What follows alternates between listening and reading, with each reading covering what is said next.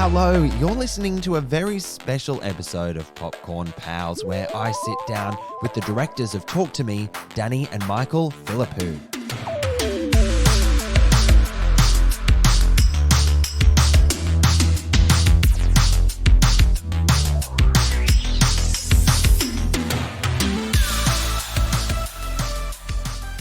I'm Timmy Fland, movie buff, and this is Popcorn Pals, a popcorn podcast with Leigh and Tim spin-off, where I'll be joined by a rotation of movie-loving legend guest hosts to discuss the latest and greatest new big screen releases. It's the same salty fun with some new flavours. So let's talk to me for a bit, and then let's jump straight into my chat with directors Danny and Michael Philippou. In Talk to Me, when a group of friends discover how to conjure spirits using an embalmed hand, they become hooked on the new thrill, until one of them goes too far and opens the door to the spirit world, forcing them to choose who to trust, the dead or the living. Talk to Me is directed by Danny and Michael Philippou from a screenplay by Danny Philippou and Bill Hinsman, based on a concept by Daley Pearson. The film stars Sophie Wilde, Alexandra Jensen, Joe Bird, Zoe Tarakis, Otis Dahanji, and Miranda Otto. Talk to Me is Danny and Michael Philippou's debut feature film. The Australian twins are best known as online global sensations Rackaracka, online surveyors of comic, horror, and action. With more than 1.5 billion views on YouTube and an amassed 6.6 million subscribers, they are quite the success story already. In 2015, their channel was awarded Best International YouTube Channel at the 6th Streamy Awards, named one of Variety's 2016 Fame Changers, and ranked 5th on Financial Review's Cultural Power list. The brothers have won numerous awards, including Best Overall at the Online Video Awards and the Australian Academy of Cinema and Television Arts Award for the Best Web Show. Talk to Me is a dark, terrifying, and authentic look at Australian youth culture and highlights the complexities around not knowing how to cope with your feelings as a teenager and finding outlets that mess with your mind. It also offers a really important conversation to have about mental health and how grief manifests itself. In my chat with the boys, they share that there is nothing scarier than a teenage house party, how they had to fight to keep the Crazy Frog song in their film, what happened to the person who made the embalmed hand prop, and their surprising suggestions for how to market their film. This was the most fun I've ever had at a press junket, and I hope you enjoy it as much as I did bringing it to you. So let's take a listen. You know the drill. Say, talk to me. Talk to me. Danny and Michael, congratulations on the film. I absolutely loved it. Hey! Yeah, so good. I can't wait for audiences to see it. The opening scene elicited such an immediate reaction out of me. I was like, right, we're going on a ride here. And of course you did it with one single continuous shot. I'm such a sucker for single take cinema. I mean, everyone's talking about Extraction 2 and how crazy their one is in their movie, but I mean, you had to navigate the world of a teenage house party. Nothing scarier. Nothing scarier. Now, this is your directorial debut, and taking on like a technical feat like that is no mean feat. Was that always the intention, to open your movie in one single take and hook us in? Yeah, well, the actual scene came like 4 drafts into the movie. But like once I had written it, I knew I wanted it one take. Like one take, like being pulled into the world of these characters and the horror of the hand. Like, and having every corner reveal something new, like with the camera. That was an idea that we had. And, you know, it was the very last thing that we shot. It was the last shot, the last day of the shoot. We were going to do it first up, but it was still COVID. So it was like, you were allowed to have that many people there, but, you know, the amount of COVID or whatever that could have spread was like, let's do it at the end. Let's do it at the end, and then it's no longer a problem. Yeah, then mask it's like, on, mask off. yeah, we can quarantine, you know, after that. But we had so many people rock up to the party, to like in these double-decker buses. We were like, wow, we really went hard with trying to get people to come here, and there was a lot of people there. Our awesome extras coordinator got so many people, and we kept doing call outs on Instagram. Like, who's free? Someone come, please, please. So everyone there really wanted to be there. And there was people sneaking in as well, like people So it that was like a hadn't real party. Yeah, it was literally like a real party. And then when yeah. we did rap at 4:30 in the morning, that fake party became a real one because we got the shot and everyone just started. Yeah, we all like started partying. Yeah. And what also another cool thing about that opening shot is that we hid all the main actors in that opening scene, so they're there in different costumes and characters, so you can spot them. Where's Sophie's Wally? there, Jade's there, Riley's there, James is there, Otis is there. Like everyone's hidden in the frame. I mean, rewatch value for this movie is high, but yeah, you've given me a task in the opening shot to lean into that. I'm in it too. You are. Of course. That's one of the less important. I did my thing, and then as soon as the camera went past, I run and grab the monitor and Yeah. make sure everything else is And make sure you made the actual cut. as Yeah, well. exactly. That's really important. Yeah, You don't want to be on the everyone cutting pause. room Let me floor. just see this. I don't think I go again. I'm loving the direction of where the horror genre is headed because we have intelligent, compelling storytelling like your film, but at the same time, it still scares the living daylights out of you, that secret sort of ingredient, right? What do you love about the horror genre that you were like, yes, we're going to make a horror film for our debut movie?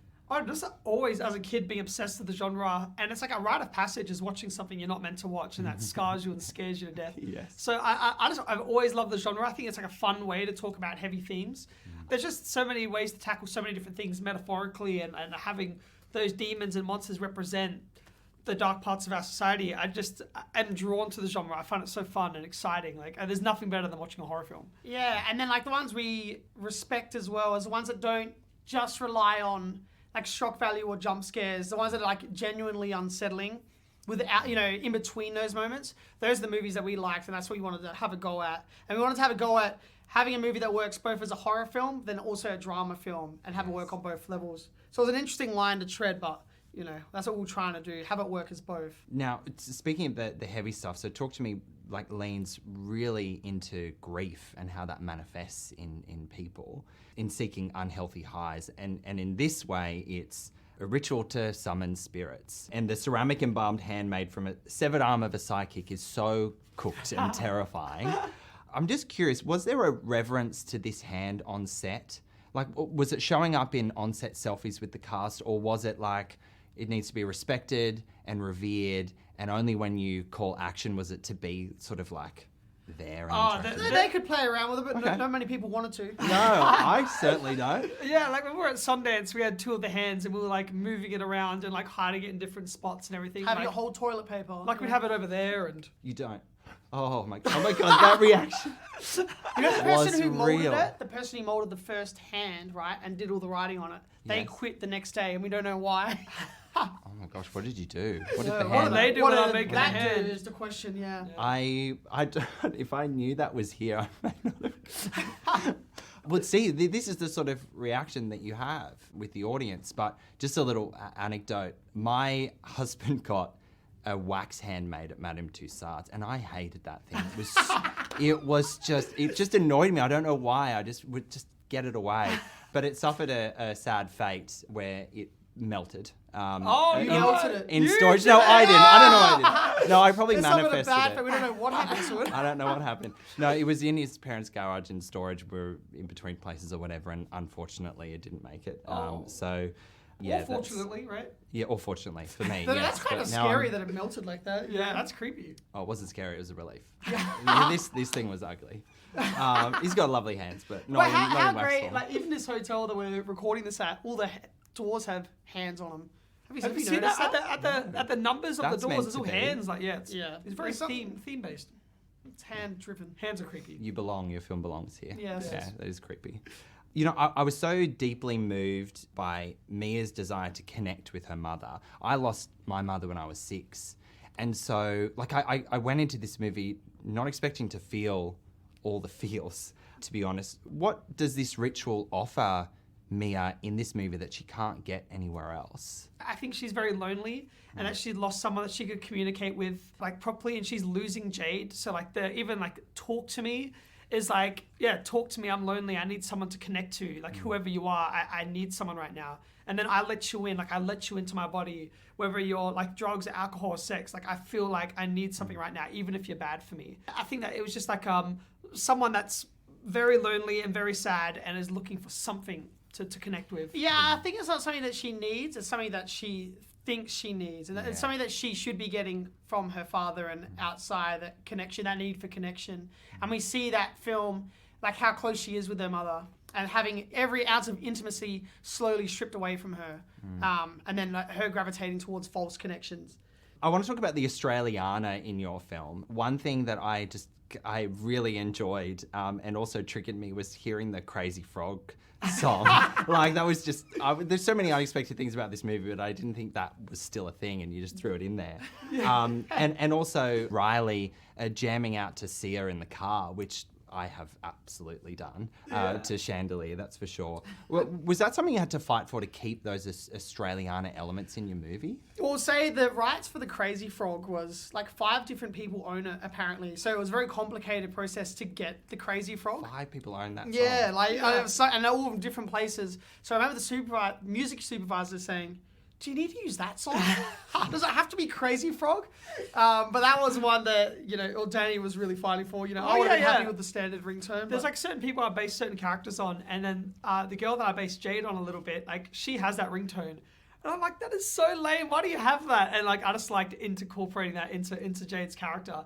And then Sia was so awesome and collaborative that we got it for a fraction of the price that normally would cost. Like she was like looking after the South Australia. She's from Adelaide as well. Yeah. Oh, there you go. And like, we love that song. Who doesn't? Yeah. Jam out to the car. Yeah. I'm gonna swing. Like, there's nothing better than a good car jam. Yeah, boys, I've really loved talking to you. I love the film. In wrapping up, one final question, bit of a basic one, but I like to get this out of who I talk to, is what 3 words would you use to describe Talk to Me that will hook someone in to go and see it? Surprisingly pretty decent.